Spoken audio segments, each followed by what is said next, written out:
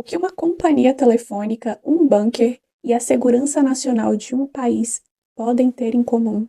Em um mundo normal, nada, não tem nada em comum. Mas eu não sei se a realidade histórica dos Estados Unidos pode ser considerada como uma realidade comum, uma realidade normal. Portanto, lá elas podem estar muito bem conectadas.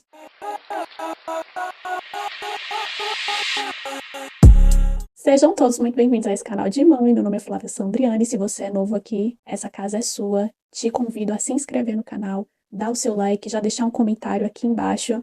Dá um oi pra gente, conta qual o seu nome, de onde você fala, o que você gosta de conversar. Vai ser muito bom trocar uma ideia com vocês aqui nos comentários. Eu não sei se vocês lembram, mas eu já abri live em Nova York as 2 vezes que eu estive lá. E foi um momento mágico. Acho que era uma das únicas cidades dos Estados Unidos que eu realmente tive curiosidade de conhecer. E se eu tiver dinheiro, vou visitar quantas vezes eu puder. Porque é lindo, as pessoas são muito gente boa. Eu só tive experiência boa em Nova York. Para mim, é a minha cidade preferida dos Estados Unidos. E depois que eu fui assaltada no Tennessee, desculpa aí, eu passei a gostar mais ainda de Nova York. Eu sei que foi uma coisa assim específica, né? Não é todo mundo que é assaltado no Tennessee, mas eu passei a amar mais ainda Nova York.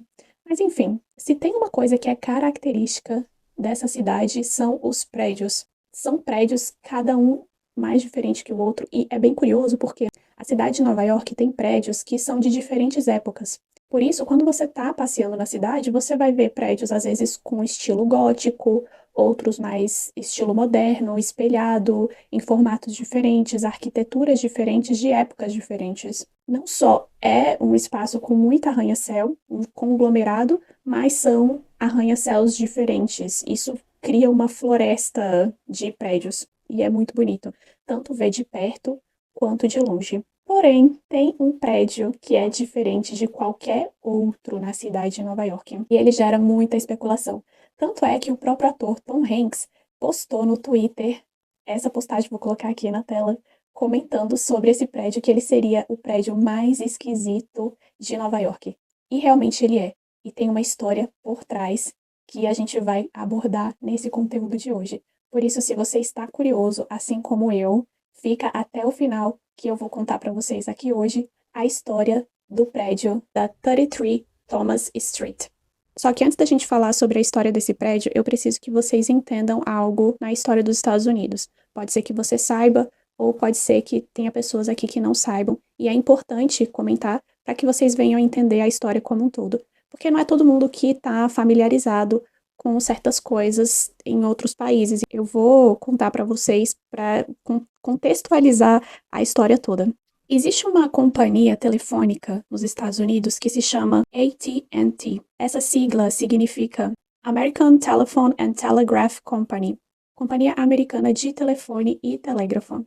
Ela é, na história dos Estados Unidos, uma das empresas mais importantes que já existiu.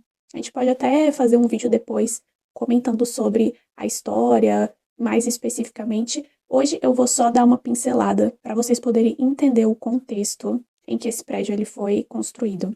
Sim, esse prédio é da AT&T. Como que a AT&T ela surgiu? Em 1876, um homem chamado Alexander Graham Bell, provavelmente você já ouviu falar desse rapaz, ele foi um dos responsáveis pela criação do telefone. Ele patenteou essa ideia em 1876 e foi criado uma empresa ali de telecomunicação. Essa empresa se chamava Bell Telephone Company. E essa empresa, ela, a princípio, começou a construir toda uma estrutura dentro dos Estados Unidos para as pessoas poderem fazer chamadas telefônicas dentro dos Estados Unidos. E ela foi crescendo, se desenvolvendo e se tornou uma empresa grande. E dessa empresa, eles começaram a abrir subsidiárias. E uma dessas subsidiárias surgiu 9 anos depois, em 1885, e ela se chamava nada mais nada menos do que AT&T. Só que essa subsidiária chamada AT&T, ela tinha um outro propósito. Eles criaram ela para expandir os negócios. O que antes eram ligações apenas dentro do território dos Estados Unidos, agora seriam ligações chamadas internacionais. A AT&T ela foi criada nesse propósito de expandir os negócios e trazer uma tecnologia mais avançada para que as pessoas pudessem se comunicar intercontinentalmente, como se fosse, né? Só que aí o que aconteceu? A AT&T, ela tomou um tamanho, assim, gigantesco. Ela praticamente monopolizou o mercado de telecomunicação dentro dos Estados Unidos. Inclusive, eles sofreram processos antitrust, essa questão de monopólio, e por causa disso, ela acabou tendo que se desfazer, né, em vários pedaços. Só que mesmo assim, esses pedaços acabaram de alguma forma estando conectadas com ela. Tipo assim, esse monopólio meio que eles deram um jeitinho, como se fosse um jeitinho brasileiro, mas um jeitinho americano de manter essa empresa toda meio que conectada. Dessas pequenas empresas que se desfizeram, uma delas continuou com esse nome AT&T e continuou com esse mesmo poder que eles têm, enfim. Algumas pessoas começaram a meio que cogitar uma ligação dessa empresa com o governo dos Estados Unidos. Guardem essa informação porque ela é muito importante. Agora eu tenho que pular com vocês para outra parte da história dos Estados Unidos, que foi o período do governo do presidente John F. Kennedy. O Kennedy, ele esteve no poder entre os anos aí 1961 a 1963. E durante o período que ele esteve no poder, existia um evento muito importante que foi a crise dos mísseis cubanos. Que era a crise dos mísseis cubanos? Nossa, eu não acredito que eu vou entrar nesse assunto nesse vídeo, mas eu vou ter que entrar. Porque vai que alguém não sabe, né? Mas assim, a crise dos mísseis cubanos aconteceu assim, da seguinte forma. Cuba ficava muito perto dos Estados Unidos, né? E quando teve a Revolução Cubana, tarará e tal, eles meio que começaram a ter conexão com a União Soviética. E Cuba é um lugar muito próximo dos Estados Unidos. E isso gerava um pouco de medo e apreensão. Tinha uma certa propaganda do governo que gerava esse medo na população de que a União Soviética usasse Cuba como base para colocar armamentos nucleares, porque como Cuba é próximo aos Estados Unidos, se eles colocassem bombas atômicas lá, chegaria muito mais fácil ao território norte-americano. Esse período, durante o governo do Kennedy, foi chamado de período da crise dos mísseis cubanos. E tinha essa propaganda muito forte nos Estados Unidos, e eles começaram a construir bunkers, construir lugares que né, poderiam aí proteger as pessoas de um possível ataque nuclear. Começou-se a desenvolver alguns projetos, né, para se proteger pessoas dentro de bunkers. Só que aí veio aquela coisa, né, tá? Se a gente sofrer um ataque nuclear, a gente vai, né, proteger as pessoas, mas o que que vai acontecer com os meios de comunicação? Porque se a gente for atacado, vai destruir instalações, que vão destruir aí máquinas, estruturas de comunicação naquela época, né? Telégrafo, telefone, e aí como que a gente vai se comunicar? E começaram a ter meio que essa preocupação. E alguns projetos começaram a ser desenvolvidos. Então, eles meio que tiveram uma ideia, e essa ideia ficou cozinhando por alguns anos. Em 1969, a AT&T anunciou que ia construir um prédio para proteger as máquinas, toda a aparelhagem que eles usavam para conseguir manter as telecomunicações dentro e fora dos Estados Unidos. Porque caso o país sofresse um ataque nuclear, toda aquela estrutura ficaria protegida. Eles contrataram um arquiteto chamado John Cole Warnock. Naquela época, segundo eles, para mim isso é meio papo para boi dormir, mas quem quiser acreditar, acredita, né? Naquela época estava muito na moda o minimalismo. Antes eles tinham prédios assim, como eu comentei para vocês, se você vai em Nova York, você vai achar prédios de diferentes épocas, diferentes arquiteturas. E disseram, né, que queriam aplicar o modelo minimalista nesse prédio da 33 Thomas Street, que foi o local onde eles escolheram construir esse Big Bunker. Eles construíram um bunker bem no meio da cidade, a olho nu para todo mundo ver. Só que é um prédio muito esquisito, porque não tem janela. Eu vou colocar as imagens para vocês verem. É um prédio muito estranho. Ele é praticamente um bloco. Não dá para ver nada do que acontece lá dentro. É muito estranho. O pessoal zoa, né? Diz que é a casa dos vampiros. E segundo eles, caso os Estados Unidos sofresse um ataque de bomba atômica, esse prédio ele nunca seria sequer abalado. Construído com puro concreto, firme como uma rocha. Basicamente, eles dizem que no prédio não existem muitos funcionários. Ele é basicamente um prédio para colocar essas máquinas. Eles têm salas com estoque de comida, mas seria basicamente para poucas pessoas. O intuito mesmo seria proteger esse maquinário caso os Estados Unidos sofressem qualquer tipo de ataque. Segundo eles, caso os Estados Unidos sofressem um ataque nuclear, eles ainda conseguiriam ficar dentro do prédio por mais ou menos 2 a 3 semanas.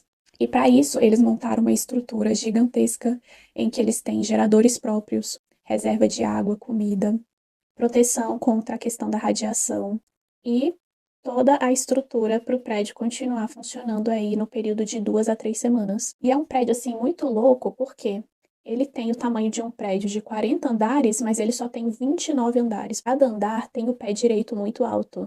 Tudo para poder comportar essas máquinas. Não foi um prédio feito para comportar seres humanos. Ele é muito estranho, ele é muito esquisito mesmo. Até aqui essa história não parece estranha, esquisita. Todo mundo passava por Nova York, via o prédio, achava estranho, tinha uma certa curiosidade, mas ninguém suspeitava que nada assim anormal acontecesse naquele edifício.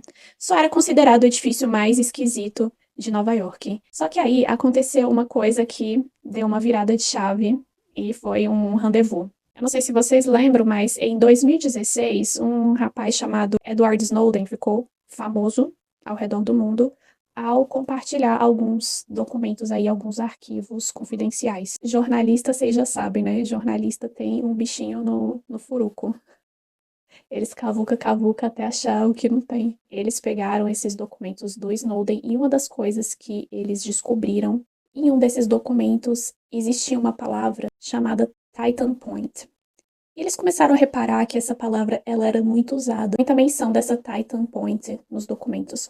E o que os jornalistas acabaram descobrindo? Eles fizeram uma conexão da Titan Point com o edifício da AT&T. Esse edifício que a gente acabou de descrever para vocês aqui agora. O que os jornalistas suporam que pareceu bem lógico? Que esse nome Titan Point, na verdade, foi um nome dado para esse prédio. Só que aqui veio um problema. Por quê? Quando eles mencionavam a Titan Point, eles meio que deixavam claro que esse local era uma base National Security Agency, que seria a Agência Nacional de Segurança dos Estados Unidos. Eles usariam esse prédio para estar monitorando as telecomunicações não só dentro dos Estados Unidos, mas ao redor do mundo. Obviamente que o governo dos Estados Unidos nunca confirmou. E lembra que eu falei para vocês que a AT&T ela tinha uma ligação com o governo dos Estados Unidos muito forte? Pois é, aqui essa ligação meio que ficou completamente confirmada. Até hoje, o governo norte-americano não confirma, mas muitos pontos se ligam. Fizeram até protestos nessa época. Por quê? Qual o problema? O que se descobriu, se os jornalistas estavam corretos, é que o governo norte-americano ele estaria espionando não só pessoas que eram suspeitas de cometer crimes, porque uma coisa é você ter uma atividade de inteligência, de espionagem, na vida de pessoas que supostamente cometeram certos crimes, como atos de terrorismo ou até espionagem dentro dos Estados Unidos. Uma coisa é averiguarem a vida íntima dessas pessoas, as telecomunicações, as mensagens que essas pessoas passam, porque já está dentro do âmbito da segurança nacional. O problema é que, supostamente, o governo dos Estados Unidos estaria monitorando cidadãos normais, pessoas comuns como eu e você, civis. E no que isso tem perigo? Vamos supor, às vezes uma pessoa ela é contrária ao que está sendo feito no país, ela discorda de alguma coisa, ela tem uma opinião diferente do que está sendo feito. Esse tipo de pessoa estaria supostamente sendo espionada. Ou seja, toda a privacidade da pessoa, tudo aquilo de íntimo, de foro íntimo dela, estaria sendo acessada pelo governo dos Estados Unidos. Os cidadãos norte-americanos têm zero privacidade, segundo essa teoria. De acordo com essa investigação feita por meio da Intercept em 2016, eles chegaram à conclusão de que esse nome, Titan Point, seria esse prédio da AT&T e que ele seria usado, na verdade, pelo governo dos Estados Unidos para espionar não só criminosos, mas também os próprios civis cidadãos dos Estados Unidos. Ah, doideira! Vários nudes aí, vários vídeos comprometedores em mãos de terceiros. Por isso que eu falo, cara. A pessoa vai mandar nude, ai meu Deus do céu. Tem que tomar cuidado porque você nunca sabe na mão de quem vai cair. Várias outras coisas, várias outras situações, informações. É engraçado, né? Porque o norte-americano ele é muito fissurado com essa coisa de propriedade privada, do privado. Eles têm meio que essa cultura, meio essa fissura de ter, né, protegido aquilo que é seu. E é, é bizarro se você parar pra pensar. Só que assim, a gente sabe, né? O governo, ele tem poder, então o que ele falar vai ser. E acabou que, mesmo que eles tendo feito toda essa conexão do Titan Point com o prédio da AT&T, ficou por isso mesmo. Não teve nenhum tipo de processo. O que ficou foi essa teoria no ar, essa ideia no ar de que o prédio tinha esses propósitos. Surgiram várias especulações de que não só isso, eles estariam fazendo muitas outras coisas dentro desse edifício. Fica muito assim, né? Porque é um lugar mega estranho, diferentão. É engraçado, eu acho que se eles não queriam chamar atenção, se era um lugar assim para espionagem, para fazer certos tipos de coisa, o ideal seria fazer um prédio que não chamasse a atenção do público, né? Mas ao contrário, é um prédio que virou até ponto turístico. Passeios e para você ir conhecer, obviamente, fora do prédio. Mas se eles não queriam chamar atenção, eles não foram bem sucedidos nessa tarefa. Depois desse escândalo do Intercept, esse assunto meio que ficou abafado, e hoje o que fica é realmente um mistério que ronda toda essa questão, né, da localização do prédio, enfim. E aí as teorias da conspiração estão aí à solta para poder vir no nosso imaginário a gente pensar mil e uma possibilidades do que eles fazem ali dentro. Sempre tudo que é misterioso abre um leque para a gente criar mil e umas possibilidades dentro da nossa cabeça, né? Mas enfim, tá aí. Nos Estados Unidos, uma companhia telefônica, um bunker e a Agência de Segurança Nacional estão completamente conectadas. Diz aí se os Estados Unidos é normal ou não é. É isso, eu espero que vocês tenham gostado dessa curiosidade. Quando for visitar Nova York, quem sabe fica aí uma dica de ponto turístico para vocês irem lá conhecer.